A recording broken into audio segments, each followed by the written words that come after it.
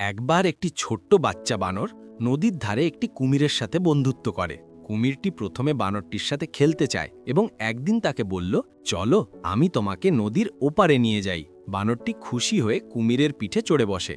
কিন্তু মাঝ নদীতে কুমির বলল, আমি তোমাকে খেতে চাই, কারণ আমার স্ত্রী তোমার হৃদয় চেয়েছে। বানরটি চতুরতার সাথে বলল, আমার হৃদয় তো গাছে রয়েছে, আমি ভুলে গেছি। কুমির তাকে গাছে নিয়ে গেলে বানরটি দ্রুত গাছে উঠে বলল, বোকা কুমির, হৃদয় তো শরীরের মধ্যেই থাকে। কুমির লজ্জিত হয়ে চলে গেল। ভালো লেগে থাকলে সবাই লাইক, কমেন্ট আর সাবস্ক্রাইব করতে ভুলবেন না।